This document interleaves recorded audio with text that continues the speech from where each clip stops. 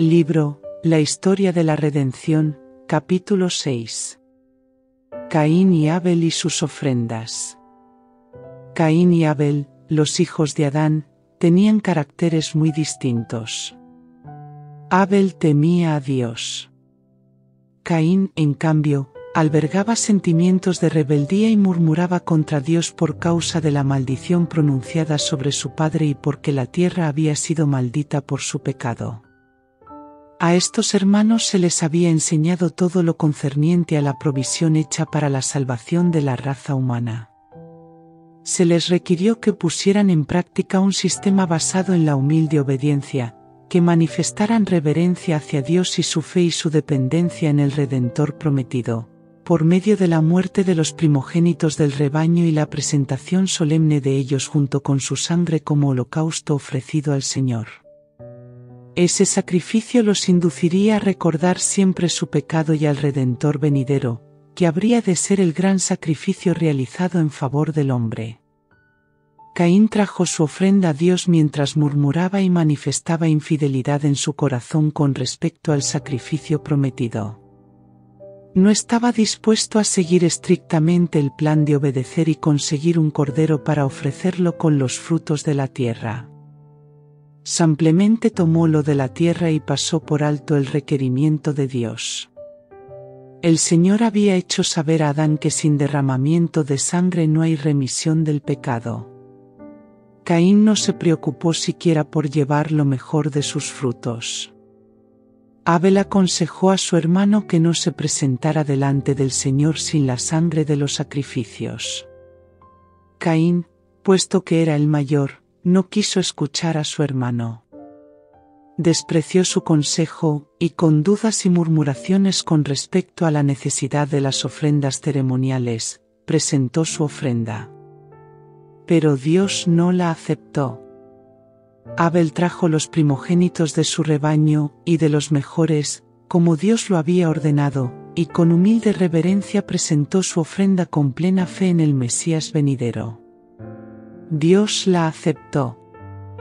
Una luz procedente del cielo consumió la ofrenda de Abel. Caín no vio manifestación alguna de que la suya hubiera sido aceptada. Se airó con el Señor y con su hermano. Dios estuvo dispuesto a enviar a un ángel para que conversara con él.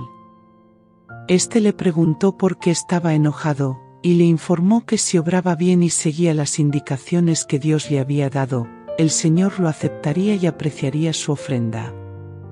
Pero que si no se sometía humildemente a los planes de Dios, y no creía ni le obedecía, ésta no podría ser aceptada. El ángel dijo a Caín que no había injusticia de parte de Dios, ni favoritismo por Abel, sino que como consecuencia de su propio pecado y desobediencia al expreso mandamiento del Señor, no podía aceptar su ofrenda, pero que si obraba bien sería aceptado por el Altísimo, y su hermano lo escucharía y él tomaría la delantera porque era el mayor. Pero aún después de haber sido fielmente instruido, Caín no se arrepintió. En lugar de censurarse y aborrecerse por su incredulidad, siguió quejándose de la injusticia y la parcialidad de Dios. E impulsado por sus celos y su odio contendió con Abel y lo cubrió de reproches. Este mansamente señaló el error de su hermano y le demostró que el mal estaba en él mismo. Pero Caín odió a su hermano desde el momento cuando Dios le manifestó las pruebas de su aceptación. Abel trató de apaciguar su ira al recordarle la compasión que Dios había tenido al conservar con vida a sus padres cuando podría habérselas quitado inmediatamente. Le dijo que Dios los amaba, pues si así no hubiera sido no hubiera dado a su hijo, inocente y santo, para que soportara la ira que el hombre merecía sufrir por su desobediencia. Mientras Abel justificaba el plan de Dios, Caín se enojó, y su odio creció y ardió contra Abel hasta que en un arrebato de ira le dio muerte.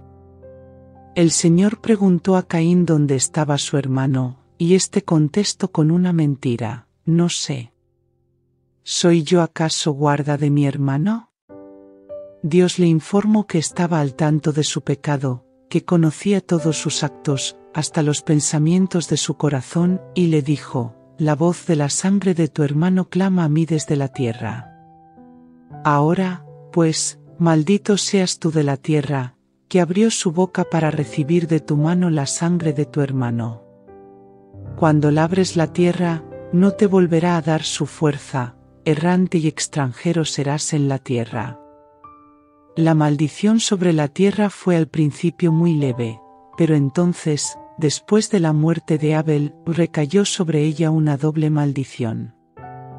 Caín y Abel representan dos clases de personas, los justos y los impíos, los creyentes y los incrédulos, que debían existir desde la caída del hombre hasta la segunda venida de Cristo. Caín, que mató a su hermano Abel, representa a los impíos que tendrían envidia de los justos y los odiarían porque serían mejores que ellos.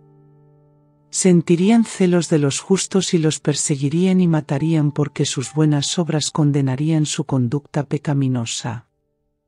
La vida de Adán fue una vida de tristeza, humildad y continuo arrepentimiento. Al enseñar a sus hijos y a sus nietos a temer a Jehová, con frecuencia se le reprochó amargamente su pecado, que había causado tanta miseria a su posteridad. Cuando salió del hermoso Edén, el pensamiento de que debía morir lo sacudió de horror. La muerte le pareció una terrible calamidad. Por primera vez se puso en contacto con la tremenda realidad de la muerte en la familia humana cuando su propio hijo Caín asesinó a su hermano Abel. Lleno de amargo remordimiento por causa de su propia transgresión, privado de su hijo Abel, con plena conciencia de que Caín era asesino, y reconociendo la maldición que Dios había pronunciado sobre él, el corazón de Adán se quebrantó de dolor. Con mucha amargura se reprochó su primer gran pecado. Suplicó el perdón de Dios por medio del sacrificio prometido. Sentía profundamente la ira de Dios por el crimen perpetrado en el paraíso. Fue testigo de la corrupción general que finalmente obligó a Dios a destruir a los habitantes de la tierra por medio de un diluvio. La sentencia de muerte que había pronunciado sobre el su hacedor, que al principio le había parecido terrible, después de haber vivido algunos siglos le pareció justa y misericordioso de parte de Dios, pues ponía fin a una vida miserable. Cuando Adán vio las primeras señales de decadencia en la naturaleza, cuando cayeron las hojas y se marchitaron las flores, se lamentó mucho más de lo que los hombres en la actualidad se lamentan por causa de sus muertos. Las flores marchitas no eran la mayor causa de su pena, por ser más tiernas y delicadas, sino los altos, nobles y robustos árboles que perdían sus hojas y se deterioraban. Eran para él un preanuncio de la destrucción general de la hermosa naturaleza que Dios había creado para que beneficiara especialmente al hombre. A sus hijos y a los hijos de ellos, hasta la 9ª generación, les describió las perfecciones de su hogar en el Edén, y también su caída y sus terribles resultados, y la carga de pesar que le sobrevino como consecuencia de la escisión que se produjo en su familia y que desembocó en la muerte de Abel. Les mencionó los sufrimientos que Dios había permitido que cayeran sobre él para enseñarle la necesidad de adherirse estrictamente a su ley. Les declaró que el pecado sería castigado en cualquiera de sus manifestaciones. Les suplicó que obedecieran a Dios, quien sería misericordioso con ellos si lo amaban y lo temían. Los ángeles se comunicaron con Adán después de su caída y le informaron acerca del plan de salvación, y de que la raza humana no estaba fuera del alcance de la redención. A pesar de la terrible separación que se había producido entre Dios y el hombre, se había hecho provisión en la ofrenda de su amado Hijo, por medio de quien éste podía ser salvo. Pero su única esperanza era vivir una existencia de humilde arrepentimiento y fe en la provisión hecha. Todos los que aceptaran a Cristo como su único Salvador gozarían de nuevo del favor de Dios por medio de los méritos de su Hijo.